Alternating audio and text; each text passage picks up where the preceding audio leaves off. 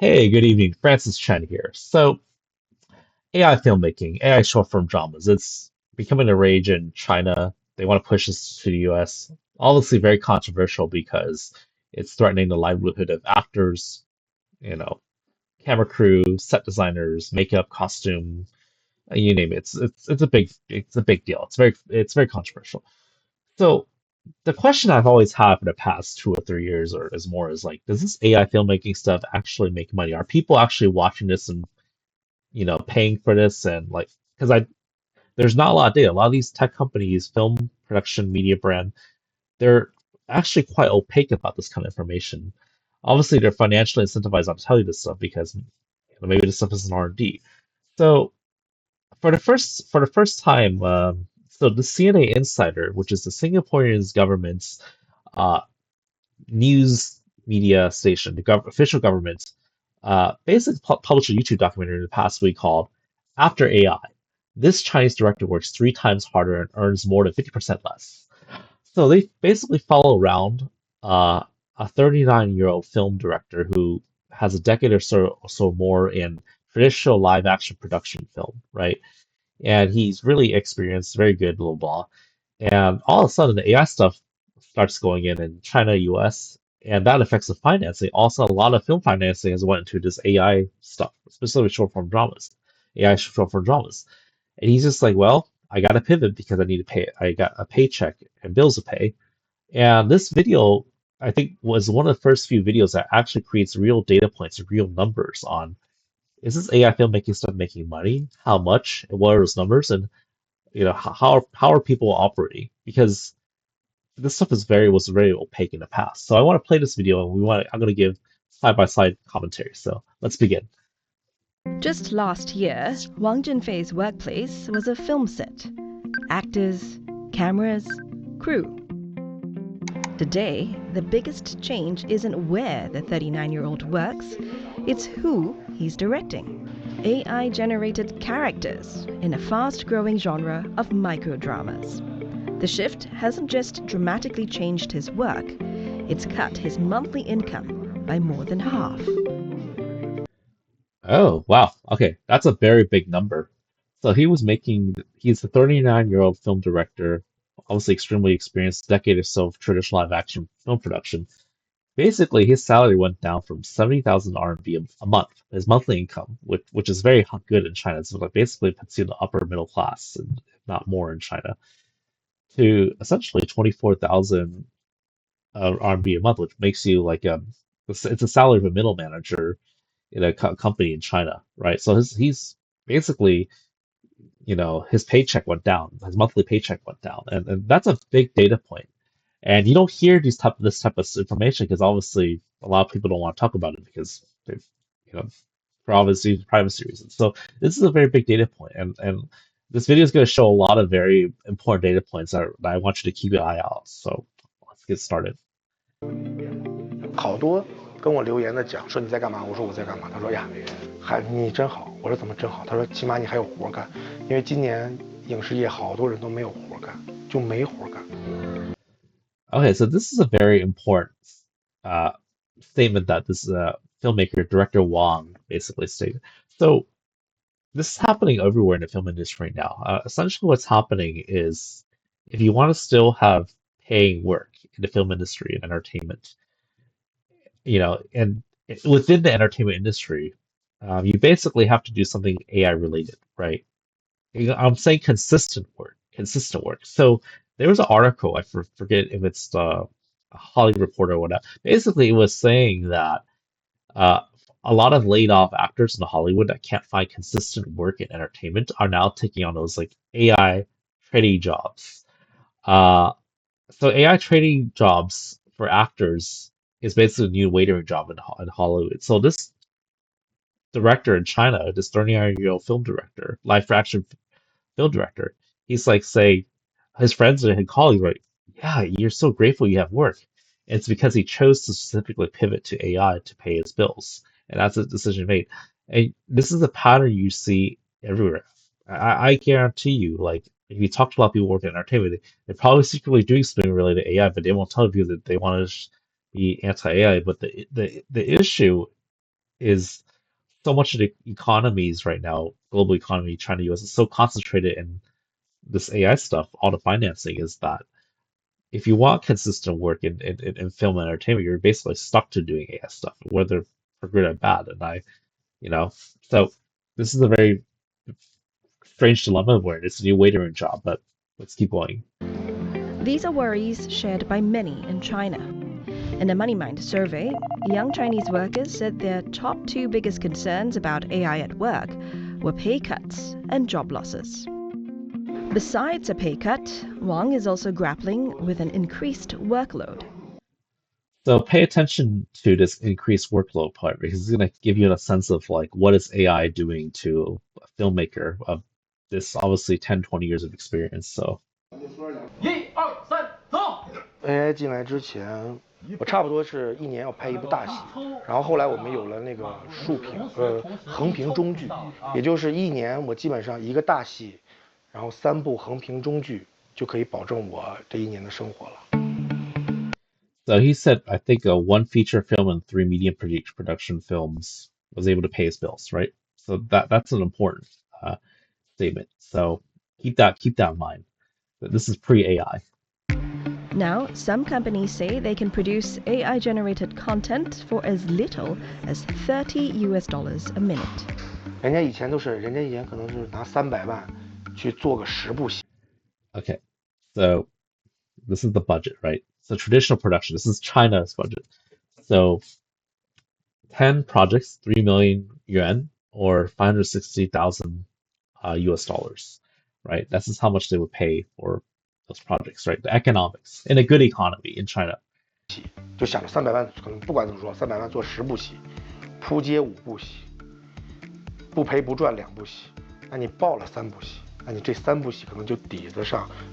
Right, so it's a portfolio-based thinking where, hey, maybe two or three would break even. One of them becomes extremely successful to cover the losses of 5. So it's kind of like betting, right? So 你这10部戏的收入再往上就够了。但是现在呢？现在可能你投30万拍了10部戏。So look at the big difference in the economics. So basically, because the economy is sort of slowing down in China, everyone's like, well, let's just use AI to reduce the financial risks because everyone wants to have a rainy day to save up for what's going to happen in the global economy. So we basically just said 10 projects for a 10 AI film project short form is now 300,000 RMB or 56,900 US USD. So basically 10%, about 10 to 50% of the original cost. 10 to 50%. That's a huge difference. So the budgets have basically shrank because investors are more cautious about investing into risky ventures like film. They need to make their ROI back. So the economics have changed in the creative industry as a whole. This is the dynamic that's happening. So this is why he said his monthly salary went up. So this is where the economics are coming in here. 你不管什么扑街几部，你可能这3部要是赚了，你就把这些钱也都赚回来了。所以谁去投那300万，就拿30万就够了。While AI dramas are cheaper and quicker to produce, they also come with much smaller budgets. That's transformed the economics of the job. Yep. So this is where the director Wang was saying, hey, because because the short form film budgets are much smaller, so is my monthly income. So this is the result of what's happening, right? Wang now juggles multiple productions at once. Yet he says it can take months of AI microdrama work to earn what he once made in a single month directing traditional productions. 你看现在6部1个月，你可能做20部吧，可能达到之前1个月的收入。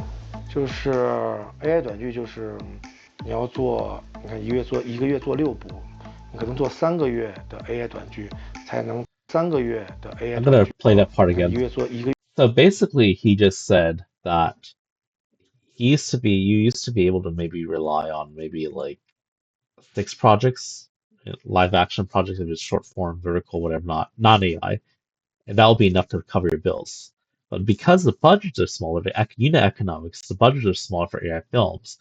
In order for him to make the same amount of money back that he made in traditional live action films, he would have to do 20 AI films, 20 AI short form videos, short form films, micro dramas, and that would take him 3 months. So it would take him 3 months to earn what he used to earn in a month.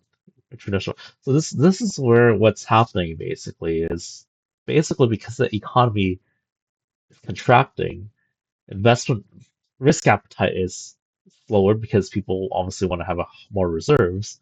But that's just leading to a situation where downstream it's like, oh, for a regular film director, I got to work 3 times as hard to make the same amount of money as I used to back in the past. So this is a very messy situation economically, and I don't fault him for trying to pay his bills, right? He's doing his best.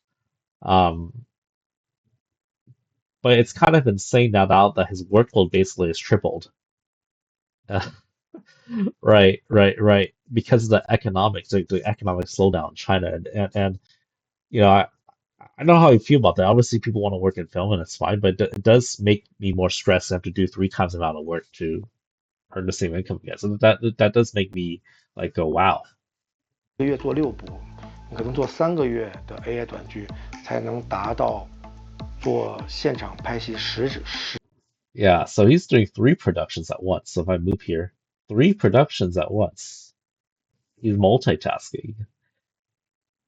Wow, and he's obviously older professional. He's not in his 20s, he's 39, he's close to 40. So obviously his expenses are going to be higher. So he has to do all this extra work to, make the same amount of income for his age bracket because, the professional, your health is always in a different state. So this is definitely a real structural problem with something like this. So 实体业1个月的收入这样子。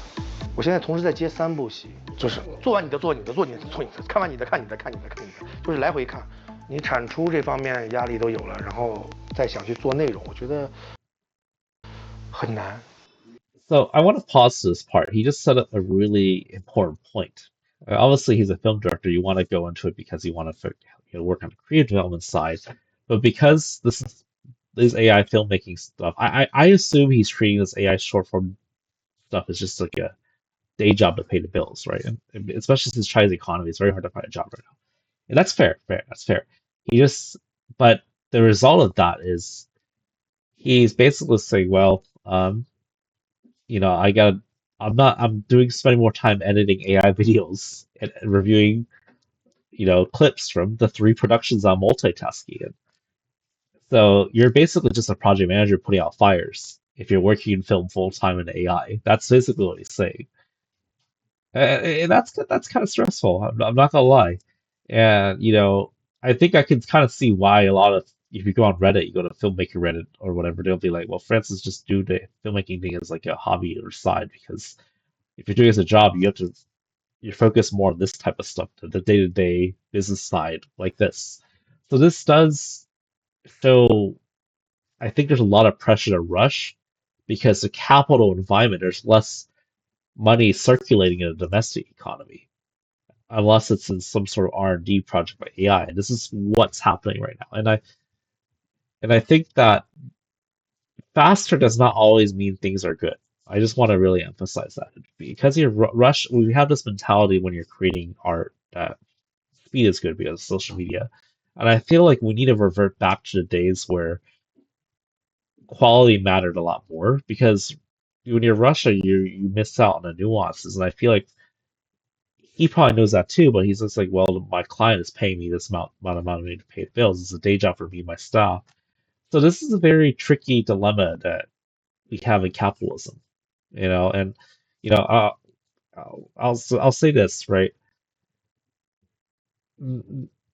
Just because something is rushed does not mean a product is good. I think some things need more time to develop before you can launch into the market, and that requires more upfront cost, especially in film. But because film is a risky venture and the economy is slowing down, that risk appetite is not there. So it's just a condition of the economics we're in right now. So Despite the hype around AI, the technology still doesn't always cooperate. 昨天我做关门这个镜头，我做了3次都关不上，然后有一次就突然关上了，那就是在，就像赌的成分很大，就是你升了这条，你也不知道这条出现你满不满意是什么样的状态，然 oh 后 no, 赌的成分 it's all 特别大 gamble. 都是在赌。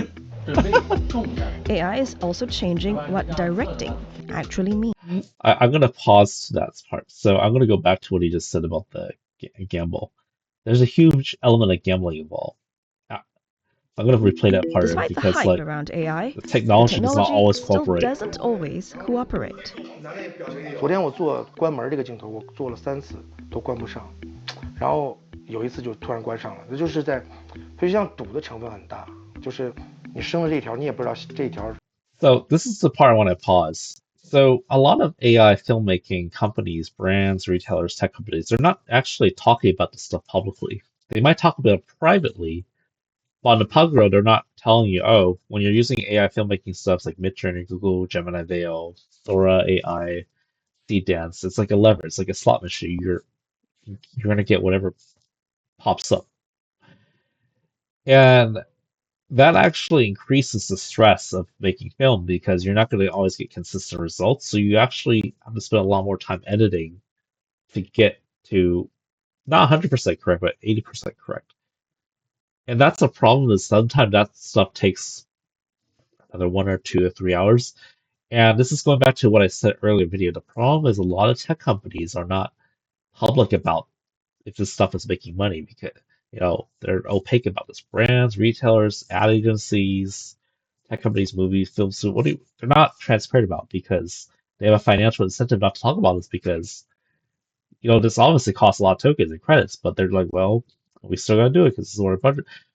So the question that I have is that if they have such a small budget for these AI films, how many tokens do they spend to get the results they were talking about?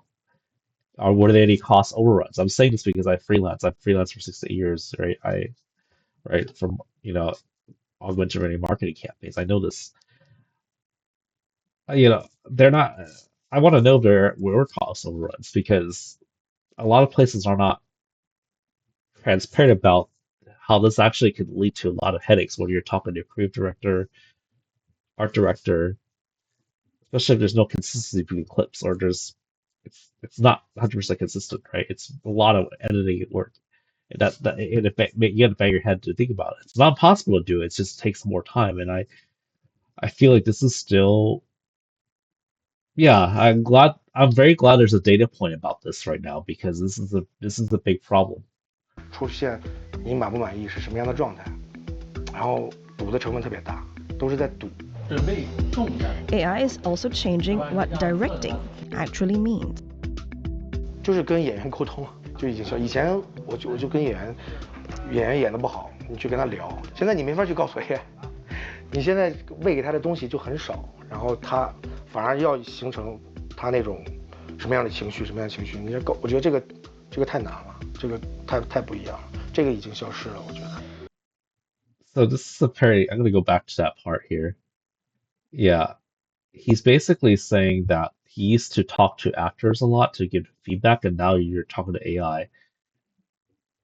I've talked to filmmakers and marketing people about this and advertising people about this. Like, I think, you know, if you don't have a training process for the younger generation of actors to get feedback from experienced directors, and if a director like this is trying to pay his bills because he has expenses, he's older, and he can't tell this feedback to the actor, you just basically have a gap for the younger generation. They have no way of getting the proper mentorship because this guy, after his day job is done, he's going home, he's spending time with his family and kids, whatnot. It is but I feel like what's happening is a lot of people, I don't want to say they're ignoring that. They're aware of this, but they can't really make that change themselves because they're not at the policy level where they can, obviously adjust these problems. So they have to do what they can. I mean, they know this is bad, but they have no choice because this is the budget they were given. They don't have this is within the scope of work. They have this only so yeah, it's kind of crazy. 东西就很少，然后什么样的他 Many of the jobs that once surrounded a production are disappearing too. 就是人力基本上都消失了。比如说摄影、灯光，然后道具这些东西，整个一个小组的人员他们都可以完成。Hui Hui used to work on film sets as a makeup assistant. So I want to show you this is actually a really important snippet in the video, and I say this because she's a makeup assistant, right? So this is the example, this is kind of similar to the example I put up earlier of the Hollywood actors in LA that can't find consistent work now doing AI training jobs. This is the new waitering jobs or working at AI's film studio to pay the bills. This is the example. This is the exact example.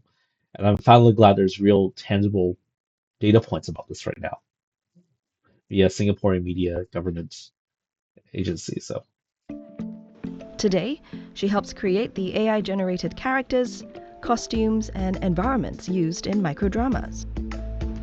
Those digital building blocks are then passed to other teams to turn into finished scenes. This is quite elaborate. I've never seen anything like this before. Either that or in Hollywood, there's so many NDAs that I don't know who's doing this kind of stuff privately. So The transition hasn't been easy. 从剧组跟妆转过这边来，这个工资，这个起伏跌的是有点大的。他因为我跟组的话，可能比现在拿的可能会说是多出2倍多来，但是突然间一下子，这种就是还是突然间觉得跟组比较好。It's very interesting she just admitted this on camera on the spot. She basically says, well, I had to take a pay cut to take this job because the economy wasn't too hot and I made double when I was working in live action films and makeup artist. So this is kind of crazy to hear. So another data point. It's another data point. 之前在剧组的时候， This is kind of crazy. He's just demoing this on the spot. I guess he's using CapCut or 剪映 in Chinese. 就是感觉我在剧组里面是那种缺一不可的角色，就是然后转过 AI 这边来以后，这边就感觉随时可能会被替代掉，因为大家这个一学就会嘛，所以压力还是有点大。你在亲家潜伏了20年，就是为了这一天。 Many viewers can tell when a drama is AI generated, but if the story is good, they don't really care how it was made. And that may be fueling the industry's rapid shift. Oh, okay. They say that the audience likes AI films. Okay, that's what they're saying. So I'm gonna take their word for it. Maybe some people don't, but 如果内容比较好的话，是不是 AI？其实我感觉没有太大的所谓，更多的是剧情的剧情。对我来说不重要，内容比较重要。意思还是挺丰富的，比真人拍的话，我感觉是要更好的剧情。 So they're very open to AI short form films. This is very opposite of like here in the US. They're like, well, as long as it's just like AI can make the storytelling better. And by the way, I actually speak like understand fluent Chinese and Mandarin Chinese. So this is pretty funny hearing it. So 方面对。 What's happening in China's AI drama industry may offer a glimpse into a broader future of work. One where technology doesn't necessarily replace workers, but changes what their work is worth. 有一句话怎么讲？打不过就加入嘛。我现在打不过 AI，那我就加入 AI。 So this is the common attitude for a lot of pro AI filmmakers right now, anywhere in the world. So I just want to put that out there. I realized I couldn't fight against AI, so I joined AI instead. So. For now, that's exactly what he's doing. Learning new tools, adapting to a new reality, and trying to stay employable in an industry changing faster than ever. 我是觉得在家等着就被淘汰了。 I just feel that if you just stay home waiting, you'll eventually be eliminated. So this is the pressure people have in China about AI stuff, the social and economic pressure. 我要去学一些东西，我也不知道是不是长期做。 It's very interesting. He said, "I don't know whether I'll stay in AI long term." 就是你如果能有出去拍戏的机会，你肯定还是要出去拍戏的嘛，对吧？ Okay, my commentary now that we finished watching this video. Oh wow! So the first thing is that at the end when he just said, I'm gonna go back to the end. When in the end when he just said, uh, when he was talking about, hey, if there's an opportunity to go and shoot an AI live action film, why not, right? And the part where he was like, I don't know whether or not I'll stay in AI long term. So we clearly know this is just a day job to him, right? That already signals this is a day job to him. So this is where we're at in the economy in terms of AI. A lot of the tools are not consistent. It's obviously there needs to be more R&D. Uh, obviously, the labor are what the social contract is, the labor hierarchy is, how we want to structure society. Those things are still being, those questions still being asked. Um, I think that so this video is not about whether or not I am against AI or pro AI. This is not. That's a separate conversation. The conversation that I want to bring up here is I think there are honestly a lot of structural changes here that I think there's real harm, right? You know, because the economy is contracting in China, things are slowing down. Uh, people are just doing this thing to pay the bills, right? And they don't want to take a pay cut of it. But their workload is basically doubled or tripled as a result because they have to do, you know, this is basically like a portfolio betting, right? If you're an investor, you're like, I need to I want to bet on whatever AI company film will make a lot of money. Maybe three or five will fail, but one will make a lot of money, and then that one will cover all the losses. That's essentially what's happening here, and a lot of workers are basically just stuck in this like day job rhythm of, well, I gotta take this AI filmmaking job to pay the bills, even though at the top, this is how the investors are thinking about, right? This is how capital thinks about this. And it does suck because like in the earlier video, the film director was like, well, I don't have enough time to focus on crew development because it's just a day job to him. So I think this is less about a conversation about being pro AI, anti AI, but more about the current state of labor right now because of the AI industry, where it's just like, well, this is what pays, so I'm going to do this, and I'm going to stay. I don't want to get left behind, but I'm not sure I'm going to stay in AI long term. So there's already a lot of confusing feelings about how to come to terms with this, and I think this is a very universal feeling that everyone is having right now. It's like, what is this new tool, and this is going to be around for a bit. No, nobody knows the answer to that question. Okay, but I think it does speak to the broader universal problem that the economy is definitely slowing down globally, and people are trying to make the best of their situation based on what they can control. I think that's the takeaway from this, and it does suck that they have to take a pay cut because obviously there's less risk in the economy that the investors can put into it. But this is where we're at, and yes, there are a lot of problems with AI filmmaking right now. So with that, I want to go. What do you guys think of this? Leave your comments down below, and let me know what you guys think. Thank you so much. Bye.